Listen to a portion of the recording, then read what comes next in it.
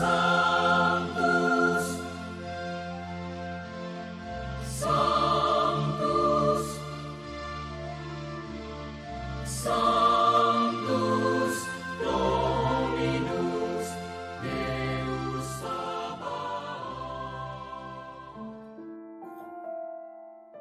Salam jumpa kembali saudara-saudariku yang terkasih dalam Tuhan kita Yesus Kristus. Salam sejahtera untuk kita semua. Berkat Allah yang Maha Kuasa senantiasa menyertai kita. Marilah kita mendengarkan dan merenungkan bacaan-bacaan kitab suci hari Selasa tanggal 2 Desember tahun 2025. Dalam nama Bapa dan Putra dan Roh Kudus. Amin. Bacaan pertama dari kitab Yesaya bab 11 ayat 1 sampai 10. Pada akhir zaman, sebuah tunas akan keluar dari tunggul Isai, dan taruk yang tumbuh dari pangkalnya akan berbuah. Roh Tuhan akan ada padanya, roh hikmat dan pengertian, roh penasehat dan keperkasaan, roh pengenal dan takut akan Tuhan.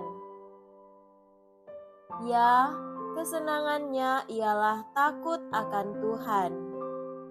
Ia tidak akan menghakimi dengan sekilas pandang saja, atau menjatuhkan keputusan menurut kata orang. Tetapi ia akan menghakimi orang-orang lemah dengan keadilan, dan dengan kejujuran akan menjatuhkan keputusan terhadap orang-orang yang tertindas di negeri. Tetapi ia akan menghakimi orang-orang lemah dengan keadilan, dan dengan kejujuran akan menjatuhkan keputusan terhadap orang-orang yang tertindas di negeri. Ia akan menghajar bumi dengan perkataannya seperti dengan tongkat, dan dengan nafas mulutnya ia akan membunuh orang fasik. Ia tidak akan menyimpang dari kebenaran dan kesetiaan, seperti ikat pinggang yang tetap terikat pada pinggangnya. Pada waktu itu, serigala akan tinggal bersama domba, dan macan tutul akan berbaring di samping kambing. Anak lembu dan anak singa akan merumput bersama-sama, dan seorang anak kecil akan menggiringnya. Lembu dan beruang akan sama-sama makan rumput, dan anak-anaknya akan sama-sama berbaring, sedang singa akan makan jerami seperti lembu.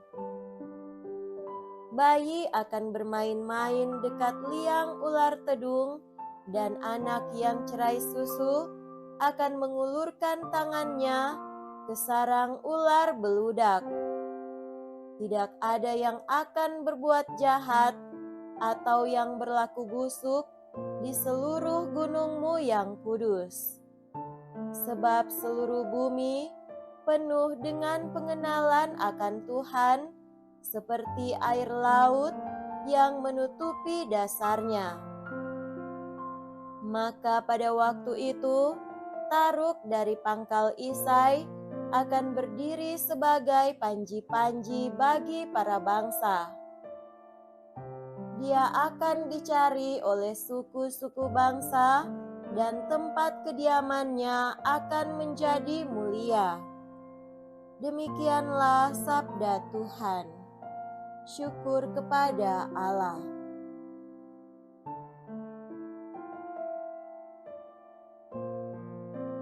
Semoga Tuhan beserta kita sekarang dan selama-lamanya. Inilah Injil suci menurut Santo Lukas. Dimuliakanlah Tuhan. Injil Lukas bab 10 ayat 21 sampai 24. Pada waktu itu, bergembiralah Yesus dalam Roh Kudus dan berkata, "Aku bersyukur kepadamu, Bapa Tuhan langit dan bumi, karena semuanya itu Engkau sembunyikan bagi orang bijak dan pandai, tetapi Engkau nyatakan kepada orang kecil. Ya Bapa, itulah yang berkenan di hatimu. Semua telah diserahkan kepadaku oleh Bapakku, dan tiada seorang pun yang tahu siapakah anak selain Bapa, dan siapakah Bapa selain anak, dan orang yang oleh anak diberi anugerah mengenal Bapa." Sesudah itu, berpalinglah Yesus kepada murid-muridnya dan berkata, "Berbahagialah mata yang melihat apa yang kalian lihat. Sebab aku berkata kepadamu, banyak nabi dan raja ingin melihat apa yang kalian lihat, namun tidak melihatnya, dan ingin mendengar apa yang kalian dengar, namun tidak mendengarnya." Demikianlah sabda Tuhan. Terpujilah Kristus.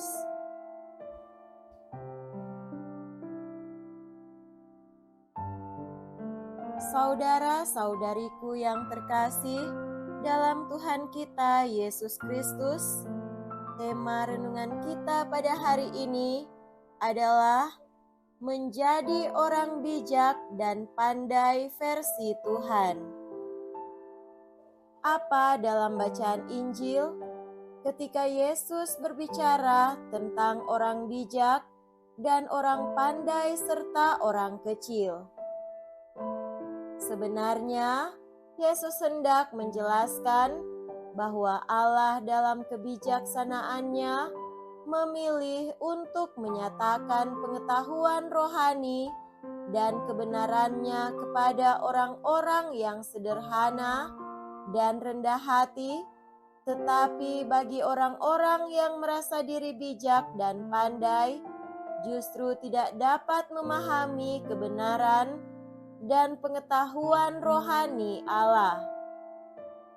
Dalam arti tertentu, orang bijak dan pandai yang dimaksudkan oleh Yesus dalam Injil hari ini ialah mereka yang mengandalkan kecerdasan intelektual dan pengetahuan duniawi mereka. Mereka sering jatuh dalam kesombongan intelektual sehingga menolak kebenaran rohani dari Tuhan.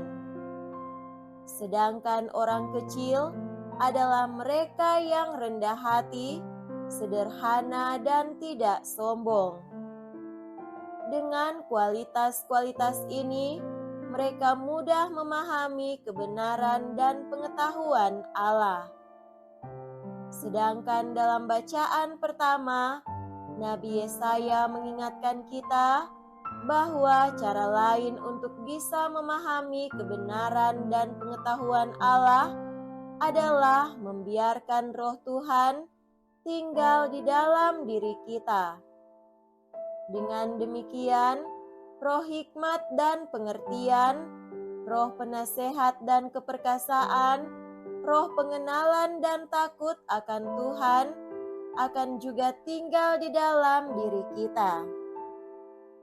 Dalam kehidupan kita, terkadang kita berperilaku seperti orang pandai dan bijaksana, sebagaimana yang dikritik oleh Yesus dalam bacaan Injil. Dalam segala hal, kita lebih mengandalkan kepintaran, kehebatan, dan segala sesuatu tentang kehebatan diri kita. Padahal dengan sikap demikian, kita sedang jatuh dalam kesombongan diri, sehingga kita akan mudah mengabaikan suara atau bisikan Roh Allah di dalam diri kita.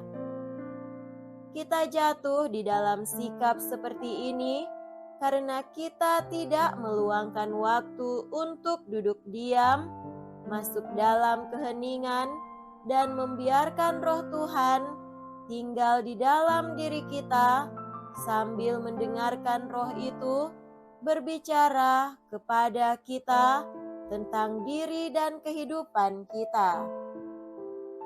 Saudara-saudariku terkasih dalam Tuhan kita Yesus Kristus, marilah di dalam hidup ini kita belajar untuk tidak hanya mengandalkan kepandaian, kebijaksanaan, dan segala kehebatan diri kita.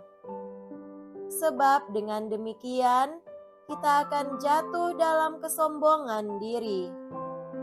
Tetapi sebaliknya, kita perlu masuk dalam keheningan dan membiarkan Roh Tuhan hadir di dalam diri kita sambil mendengarkan apa kehendak dan suara Tuhan untuk diri kita. Pada titik ini, hidup kita akan jauh lebih bermakna. Semoga demikian. Amin. Dalam nama Bapa dan Putra dan Roh Kudus. Amin.